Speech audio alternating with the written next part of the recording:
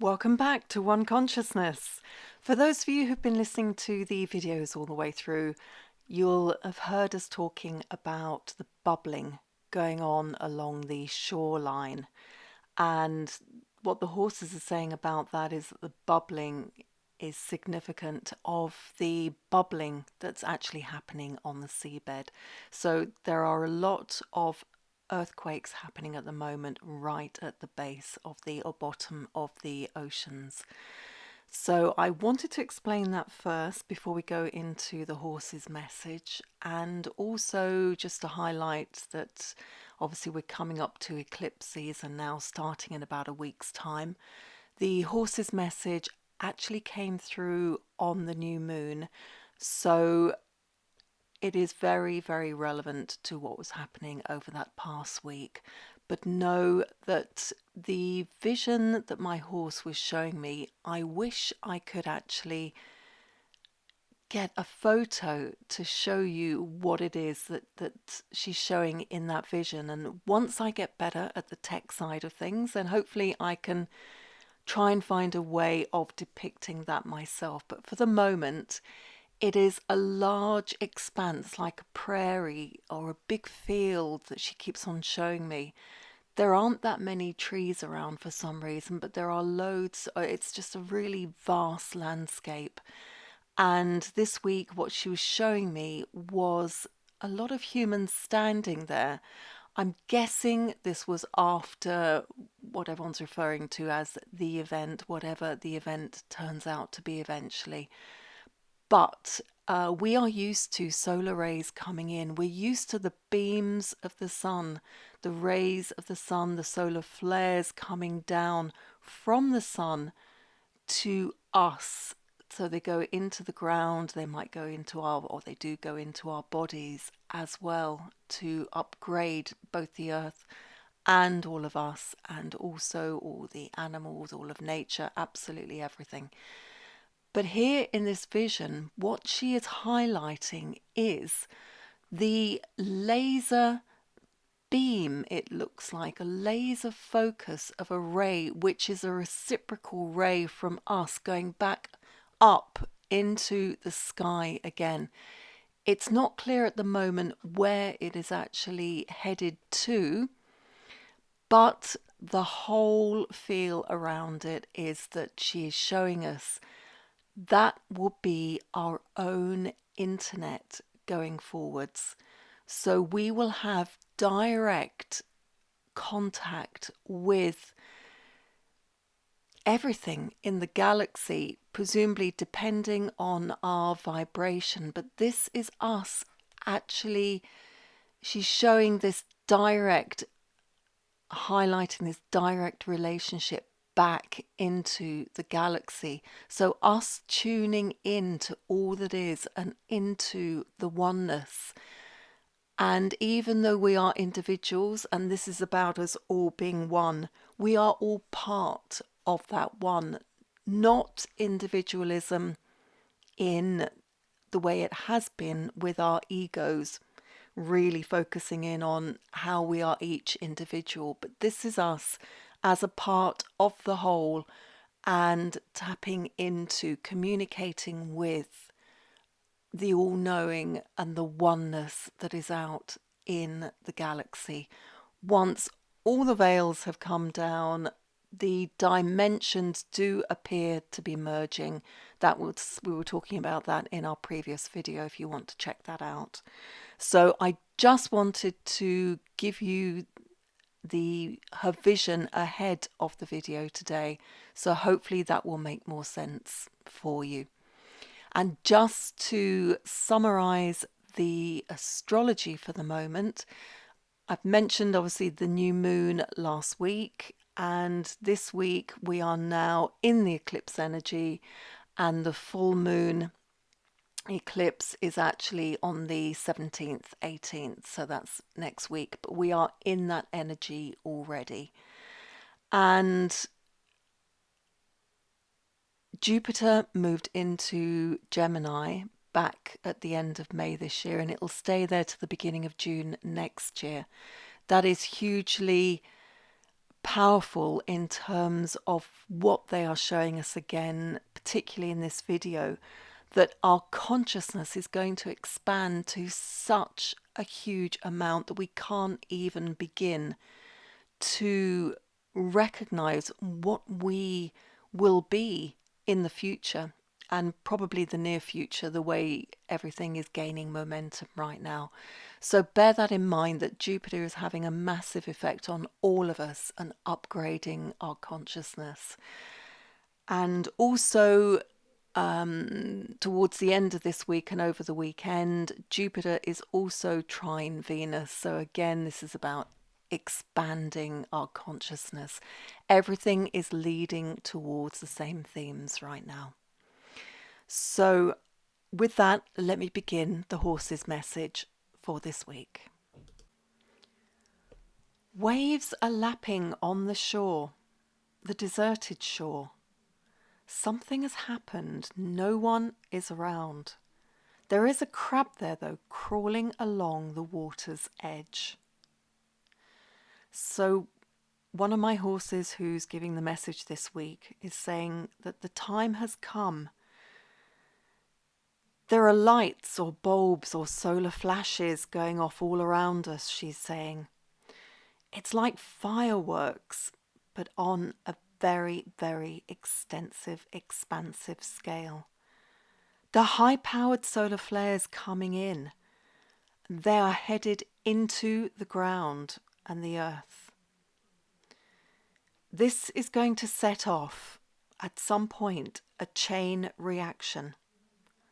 So one goes, and they all go. And my feeling is here she's talking about volcanoes and earthquakes that are currently gaining in momentum around the earth right now. So when I ask her if she's talking about the earthquakes and volcanoes, she says she's also talking about some of the earthquakes beneath the oceans, but not on this shoreline that she showed initially. All is quiet and peaceful there. So the cleansing reaction will be catapulted. And there's a green, in inverted commas, energy, she says, filling the sky in pillars of light, sparks, flares, cataclysmic energy of foreboding. This will change the Earth's magnetic field and everything on it, she says. Nothing can survive in the way that it has been.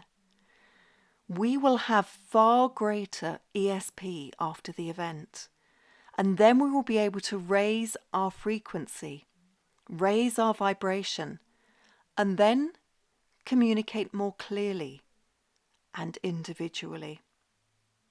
It will be our own internet internally and externally through raising our vibration. We will clearly be able to see, hear, and feel others' emotions and thoughts through it. So this is more than telepathy. This is a lot more than telepathy, which actually goes through the mind, so the brain in the head. And here she's talking about the brain in our hearts and highlighting that. We won't need those communal systems anymore, and we will all take responsibility for our own communication. And this will be far easier for us. So go into your hearts now, she advises, and start preparing for this cataclysmic state. And remember here that cataclysmic, as they've mentioned before, means seeing beyond the veil and into all the different dimensions. So we have previously thought of cataclysmic as being a desperate sort of state, and actually what they're telling us is quite the opposite. This is a very harmonious state where we can see beyond the veil and we can see into all the different dimensions. So our way of being will change completely, she says. This connection back into the land and the animals, into inner earth, and beyond with the galaxy. So it actually feels like a science fiction film looking at the vision that she's shown me. But actually, this will be our new life. So when I see all the people around afterwards, there is no panic now, she's saying. It's feeling like they are standing still whilst they feel their mind, hearts and bodies realign to their new frequencies. Their hearts feel much larger in proportion to their bodies. And remember that this is how horses' bodies are. Their hearts are much larger in proportion to their minds in regard to the total of their bodies. So with our hearts, their power feels immense. We will see our hearts differently, she says. They will act as receptors, interpreters, our own internal system through our hearts. They will be the all-knowing. Our minds will dissemble, both in size and importance to our daily life. Their function will reduce drastically. Our feet, she mentions, will be larger.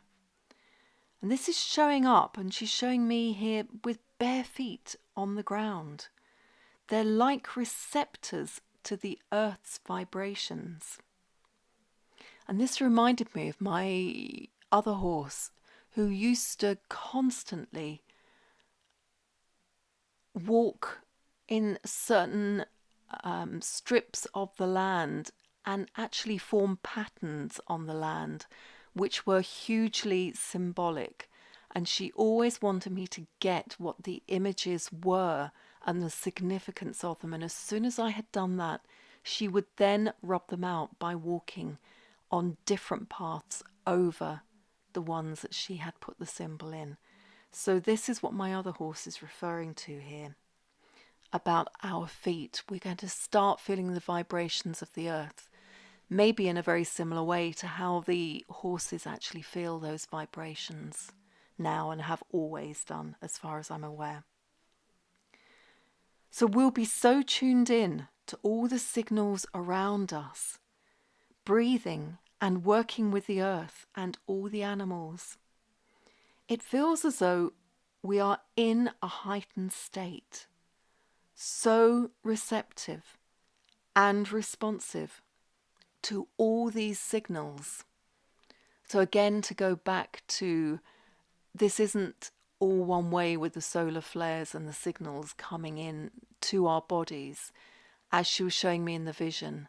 This is us now reciprocating, and those beams are going straight back up in a laser-like focus into the sky. Hopefully they'll give us more information on where those are actually going to shortly. Our bodies will be so much more sophisticated than they are currently. So what she was showing me, it's really hard to describe because it's so different to how our bodies function now. But as I mentioned before, it's how I believe the animals and nature have always been responding to the galaxy and how they receive and transmit their signals. So for this, I'm getting a resounding yes from all of the animals. This physical preparation is already well underway. We're already feeling very different from the solar flares that have been coming in and upgrading our DNA. And they're describing it as feeling nominal and feeling arched, which in geometry is talking about circles and curves around us. So it's all about the circles, as the horses are always telling us.